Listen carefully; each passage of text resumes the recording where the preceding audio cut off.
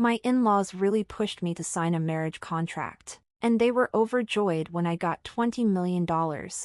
I'm Chloe. Most people would describe me as quiet and reserved. I work as a lab assistant, which I like because it means less talking and more focusing on details. My life is pretty routine: work, home, and the occasional hangout with my friend Lisa, who is very outgoing and energetic. Tonight, she somehow got me to go to one of her wild house parties. Chloe, you need to stop being so shy. It's just a few friends, and you might even enjoy yourself, she said, almost dragging me out of my apartment.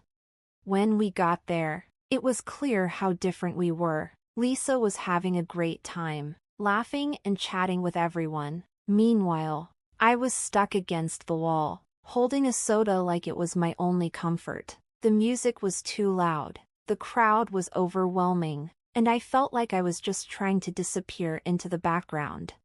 Hey, you made it! Lisa yelled over the music as she ran back to me with a guy following her. Chloe, this is Tom. Tom, this is my best friend Chloe. Tom was a handsome guy, tall with a charming smile that probably helped him a lot. Nice to meet you, Chloe. Want something stronger than soda? It might help you relax, he said with a grin, looking at my drink. I gave a small smile. No thanks, I'm fine with this. Lisa winked at me before getting caught up with another group of friends, leaving me alone with Tom. It was super awkward. So, Chloe, Lisa says you're the brains of the operation at work, a scientist, right? Tom asked, leaning against the wall next to me. I'm a lab assistant, I corrected, tucking a strand of hair behind my ear. I'm not really the brains, more like the hands. Tom laughed. Modesty. Huh, that's rare. We ended up having a real conversation. Tom turned out to be easy to talk to, and as the night went on, I found myself talking about my life, my love for quiet weekends, and my secret passion for old detective novels. He really listened, and by the end of the night, I was actually laughing for real. You know, you're nothing like I expected from Lisa's stories. You're cooler, Tom said sincerely. I raised an eyebrow. And what did Lisa say about me? She said you were shy and introverted, but you're just chill, not uptight. It's refreshing. His words, strangely enough, didn't come across as condescending. They actually felt like a compliment, and from someone like Tom, it meant more than it probably should have.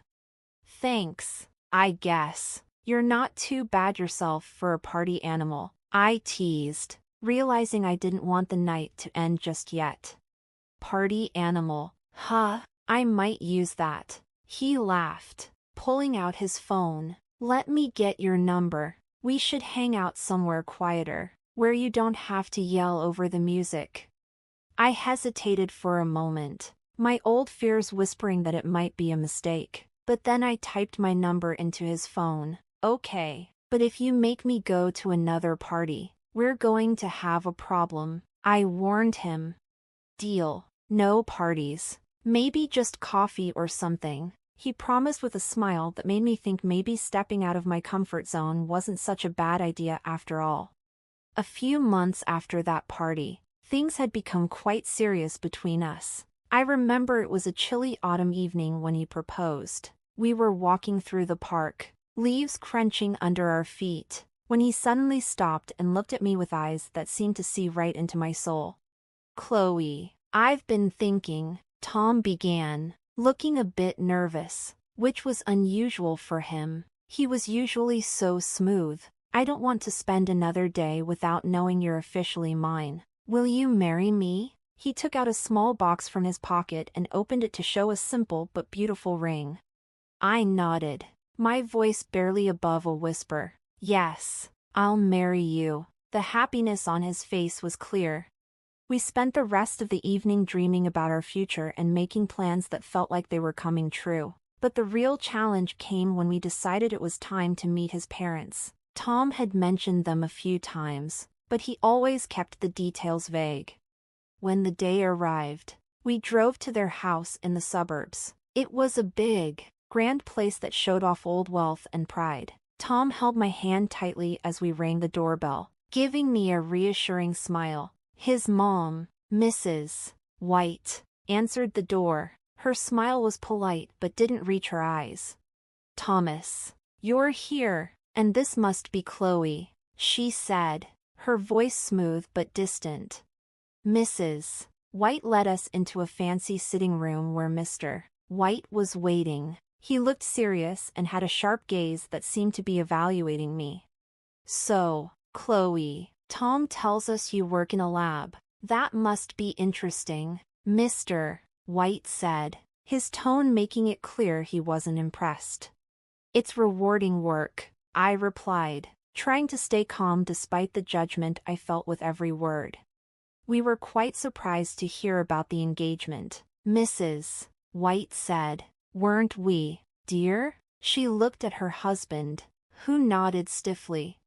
"Yes, quite unexpected, Chloe. We want what's best for Tom, and I hope you understand that," Mr. White added, his words heavy with unspoken meaning. Tom quickly spoke up.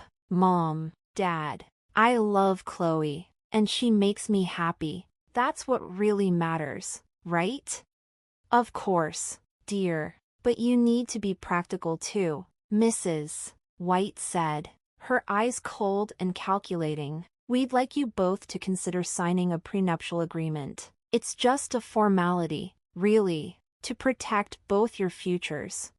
I felt conflicted. My heart ached at how formal and businesslike this was, especially when it should have been a joyful moment. But I loved Tom, and if this was part of being with him, maybe it was worth it. "If you think it's best," I said finally, trying to hide the hurt in my voice. "We believe it's for the best," Mr. White confirmed, handing us a folder with the documents. "Take a look and let us know what you think." The drive back was quiet. I kept thinking about the papers in my lap, but I figured that love was worth taking a chance, even if it meant signing a document to prove it. On a crisp early spring morning, we got married. The ceremony was in a small local church with just a few close friends and family. I remember standing in front of a small mirror in a modest white dress that Lisa had helped me pick out, feeling both excited and nervous. "Girl, you look stunning. Tom won't know what hit him," Lisa said as she adjusted my veil. Her enthusiasm was contagious and made me feel a bit more at ease. "Yeah, I just hope everything goes smoothly," I replied, trying to sound more confident than I felt. "Don't worry, it's your day. Just focus on you and Tom," she said, giving me a reassuring pat on the shoulder. The ceremony was short and sweet. Tom looked great in his suit, and when he saw me walking down the aisle, his smile gave me all the reassurance I needed. Even though my in-laws had pressured me into signing a marriage contract and were thrilled when I inherited $20 million, the ceremony felt right. We exchanged simple but heartfelt vows, and when the officiant pronounced us husband and wife and Tom kissed me, the polite applause felt genuine. At the reception, which was a small gathering at a nearby restaurant, Tom's parents seemed distant. Tom's father, Mr. White, gave a brief toast. "We're here to celebrate Tom and Chloe," he said, his voice lacking warmth. "May your union bring you the happiness you seek." It felt so formal and cold, almost like a business transaction, but I focused on the people who were genuinely happy for us, like Lisa, who was already on her third glass of champagne and excitedly telling anyone who would listen about how Tom and I met. The day ended, and with it, our simple but meaningful wedding wrapped up. We drove to our new home, Tom's place, where I would be moving in. It was a nice house, not too far from his parents, which meant his mom, Mrs. White, was over a lot. Every time she visited, she'd casually remind me that everything in the house was Tom's and that I couldn't claim any of it in case of a divorce. Remember, Chloe, none of this is yours, she'd say with a smile that made my skin crawl. I'd just smile awkwardly, trying to hide my discomfort. Tom would laugh it off, giving me a hug. Mom's just joking. Don't take her seriously. He'd chuckle, but his laughter never reached his eyes. It was clear this was her way of reminding me that I was an outsider. I hoped things would get better and that Tom would eventually see how his mother's comments were affecting our newlywed happiness. I tried to make the best of it, focusing on setting up our home to make it feel like ours, not just Tom's. But no matter how hard I tried, Tom's parents, especially Mrs. White, made it challenging. Chloe, dear, why don't you rearrange these dishes? They should be organized better, Mrs. White would say during her frequent visits, her tone condescending as she inspected the kitchen cabinets I had just tidied. I'd force a polite smile, gripping the edge of the countertop tightly. Of course, I'll take care of it, I'd reply, trying to keep my frustration out of my voice. Tom usually shrugged off his mother's comments. She just likes things a certain way. You know how it is, he'd say, dismissing it too quickly. But it wasn't just about the dishes. It felt like nothing I did was right. One evening, while Tom and I were trying to enjoy a quiet dinner, his dad, Mr. White, showed up unannounced. Watching your spending, I hope. Remember, it's Tom's money paying for all this, he said casually, looking over the food on the table. I bit my lip, feeling hurt by his words. We're careful with our budget, I said, trying to keep my voice steady. But the criticism didn't stop there. Tom's parents seemed determined to remind me of my place at every opportunity. Just make sure you keep the house clean for Tom. He works so hard. He shouldn't have to come home to a mess, Mrs. White would say, her concern dripping with false kindness. And it wasn't just behind closed doors. Even in public, they found ways to belittle me. At a family gathering, I overheard Mrs. White talking to a relative. You know, Chloe doesn't earn much. She pretty much lives off Tom, doesn't she? The interference from Tom's parents didn't stop at comments. They started acting like the house was theirs too. They'd come over, flop down on the sofa, and demand, Chloe, make us some coffee, will you? Or we're out of snacks. Could you run to the store? It felt like I had become more of a maid than a family member. And Tom seemed to change too. He used to be caring and attentive, but now he joined in their laughter. One day, while I was folding laundry, he said, "You're folding these all wrong, Chloe, just like my mom showed you, remember?" His tone was light, but the criticism hurt. His parents laughed along, and Mr. White added, "She's got to learn somehow. You can't baby her forever, Tom." The worst part was how Tom criticized everything about me, from how I managed the house to my choice of clothes. "You're going out in that?" he'd ask, his disapproval clear as he looked at my casual jeans and t-shirt. I felt like I was losing not just the battle to win over his parents but also the man I thought I had married. The man who once looked at me with love now scrutinized me with the same critical eyes as his parents. Each day became harder, and the atmosphere at home felt more suffocating. I started dreading mornings, knowing I'd face another day of hidden insults and open disdain. The stress of living under constant scrutiny was taking a toll on me. I began losing weight, had restless nights, and faced long days of anxiety. It all came to a head one morning at work when I collapsed amid the test tubes and beakers in my lab. I woke up in the hospital, the bright white of the room initially blinding. I felt a dull ache in my stomach, and my head was spinning as I tried to sit up. A nurse hurried over. "Take it easy, Chloe. You gave us quite a scare," she said, helping me adjust the pillows behind my back. "What happened?" I asked, my voice barely audible. "You passed out at work," They brought you in with severe dehydration and stress-related symptoms, she explained, adjusting the foredrip connected to my arm. I sighed, realizing the gravity of my situation. The door to my room opened, and Lisa walked in, her face full of worry. "Chloe, I heard what happened. Are you okay?" she asked, rushing to my side and taking my hand. "I guess I'm not," I said, trying to force a smile. "This is ridiculous, Chloe. You can't keep going like this," Lisa said, her voice stern with concern.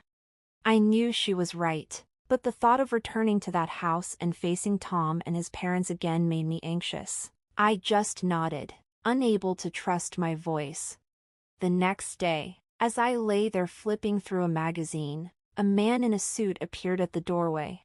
"Chloe Roberts?" he asked, stepping into the room. "Yes, that's me. Can I help you?" I asked, puzzled since I didn't recognize him. "I'm Mr. Harris, a notary. I have some unexpected news for you. You've been named as the sole heir to your great-uncle's estate. He passed away last month, and it seems you are to inherit $20 million, he said, handing me a stack of documents. I blinked, stunned. "I'm sorry, could you repeat that? Did you say $20 million? "Yes, Miss Roberts. It's all in these documents. Your great-uncle left everything to you," Mr. Harris confirmed, handing me the papers. I was in shock. I barely knew him, but he remembered me. "If you have any questions or need help with the inheritance process, I'm here to assist," Mr. Harris offered. The news was overwhelming. As Mr. Harris left, my mind raced with the possibilities. My phone beeped with a text from Tom, the first since I'd been hospitalized. "Hey, heard about your uncle. Sorry for your loss. How are you feeling?" the message read. I stared at the screen, feeling a mix of emotions. Suddenly wealthy, I felt more isolated than ever. "Getting better," I texted back, not ready to share the news of the inheritance.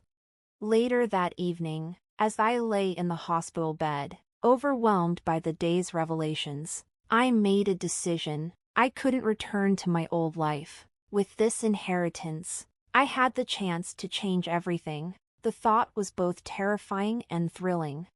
Tom and his parents came to visit later. They hadn't visited since I'd been admitted, which spoke volumes, but today they were all smiles and concern. Tom walked in first, followed by his parents. "Hey, Chloe, how are you feeling today?" he asked, his tone overly sweet. I adjusted myself in bed. "Better, thanks," I said, watching them closely. Mrs. White approached my side, her voice full of concern that didn't reach her eyes. "Oh, Chloe, we've been so worried about you," she said, brushing her hand against mine. "That's kind of you," I said, pulling my hand back slightly. Mr. White stood at the foot of my bed, arms crossed. "Yes, well, we're family. We take care of our own," he said, though it felt like a rehearsed line. Tom sat down next to me, taking my hand again. "We just want to make sure you're taken care of. That's all," he said, squeezing my hand. I nodded, feeling their intense scrutiny. Their concerns seemed unusually focused. "I appreciate that."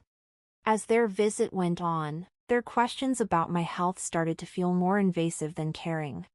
"So, when do the doctors say you can leave the hospital?" Mrs. White asked, studying me closely.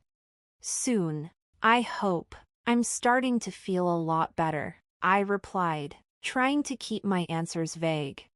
After a few more minutes of strained conversation, they left, promising to return soon. I lay back, feeling uneasy. Their visit felt off, with questions that seemed too pointed and cautious. Once they were gone, I decided to follow them and see what they were up to. I quietly dressed and trailed them at a distance toward the parking lot. Hiding around the corner of the building, I overheard their conversation. "That stupid cow doesn't know what's coming," Tom said crudely. "She thinks we care about her. This is just until we get that money and make sure she gets pregnant soon. If she has a kid, she won't leave, and then we're really in control." Mrs. White added viciously.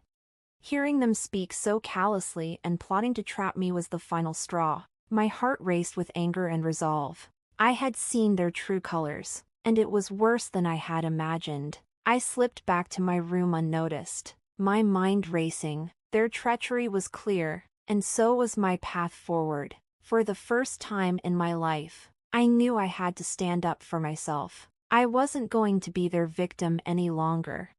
When I was discharged from the hospital, the thought of returning home filled me with both dread and determination. As I walked through the door, I saw Tom and his parents sitting in the living room, their faces forced into smiles. Mrs. White had even gone so far as to cook my favorite dish, spaghetti carbonara, which sat steaming on the dining table. The effort to appear like a caring mother-in-law felt almost theatrical, like a scene from a bad play. Tom rushed over with an exaggerated smile. "Chloe, you're back. We missed you so much," he said, pulling me into a hug that I didn't return. "Thanks, Tom," I said, gently pulling away. I looked around at the overly staged setting, my resolve strengthening. As we sat down to eat, the tension was palpable. They were trying too hard to act normal, but I could see the impatience in Tom's eyes. It didn't take long before he got straight to the point. "So, Chloe, when do you think you'll get the inheritance? There's so much we can do with it," he asked, trying to sound casual but coming off as eager. I set down my fork and looked him directly in the eye. "Tom, it doesn't concern you because I'm filing for divorce," I said calmly, sliding the divorce papers across the table toward him. The room fell silent for a moment before Mrs. White let out a terrible scream. "Chloe, have you lost your mind? Think about what you're doing," she shouted. Tom's expression shifted from shock to desperation. "Chloe, please, I love you. We can fix this. Don't throw away our marriage over a misunderstanding," he begged, his voice cracking. But I was done with the lies. "A misunderstanding?" I repeated sharply. "Calling me a stupid cow behind my back isn't a misunderstanding. I heard everything, Tom, everything." Mrs. White's face flushed red with barely contained rage. "You ungrateful girl. We'll sue you for half of that inheritance, you'll see." I reached into my bag and pulled out a copy of the prenuptial agreement. "Actually, you won't," I said, tossing it onto the table. "This says otherwise. You can't touch my inheritance." Tom and his parents stared at the document, their faces paling. I stood up, the chair scraping loudly against the floor.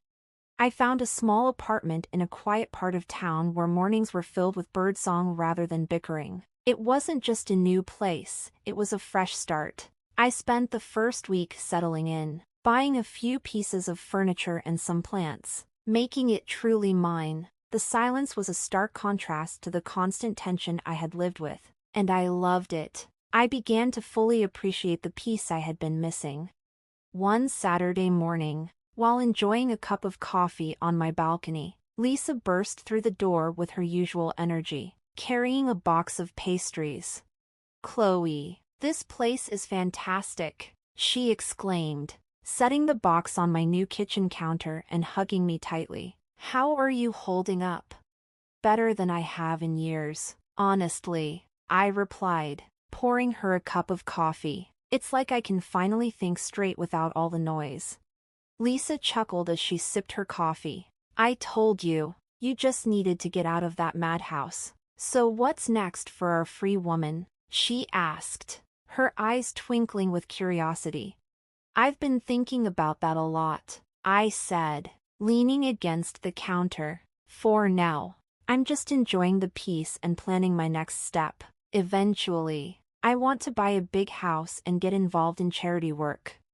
As the weeks went by, I embraced my newfound independence, meeting with a notary to handle the inheritance details. But, as expected, the tranquility didn't last forever.